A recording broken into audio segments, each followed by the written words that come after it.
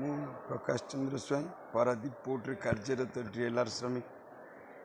ଆଜି ଆମର ସାଧାରଣ ସଭା ବାର୍ଷିକ ପ୍ରତିବର୍ଷରେ ସାଧାରଣ ସଭା ଭଳି ଏହି ବର୍ଷ ମଧ୍ୟ ସାଧାରଣ ସଭା ଆଜି ହେଇଛି ଆମମାନଙ୍କର। ତେଣୁକରି ଏ ସଭାରେ ଆମେ 700ରୁ ଉର୍ଦ୍ଧ୍ୱ ଲୋକ ଏକାଠି ହେଇଥିଲୁ।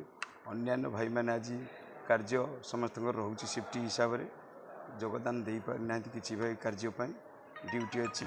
ତେଣୁକରି ଆମର ମୁଖ୍ୟ ଆକର୍ଷଣ ରହିଛି ଆଜିର ସଭାରେ ଯେ ଆମେ ଦରମା ବୃଦ୍ଧି ହେଉନାହିଁ। ଦୀର୍ଘ 3 ବର୍ଷ ହେଲାଣି ଆମେ ଦରମା ପାଉନାହୁଁ। ଯାହା ପାଇଛୁ ସରକାରୀ ହିସାବରେ ପାଇଛୁ।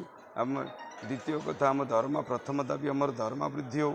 ଦ୍ୱିତୀୟ ଦାବି ଆମର ରହିଛି ବର୍ତ୍ତମାନ ଆମକୁ ରିଟ୍ରେଞ୍ଜମେଣ୍ଟ ବନ୍ଦ କରି ପାରାଦୀପ ବନ୍ଦର ଆମକୁ ରିଟାୟାରମେଣ୍ଟ ହିସାବରେ ଗ୍ରାଚୁଇଟି ପଇସା କିଛି ଦିଅନ୍ତୁ।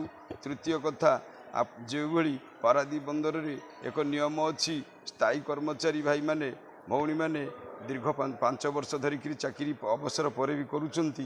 ଆମମାନଙ୍କୁ ଏଇଭଳି ଆମେ ବର୍ତ୍ତମାନ ବିଭିନ୍ନ ପ୍ରକାର ଦାବି ରହିଥିଲେ ବି ଆମେ ବର୍ତ୍ତମାନ ମୁଖ୍ୟତଃ 3ଟି ଦାବି ଉପରେ ଆମେ ବର୍ତ୍ତମାନ କେନ୍ଦ୍ରୀଭୂତ କରିଛୁ ଆଜିର ସଭାରେ।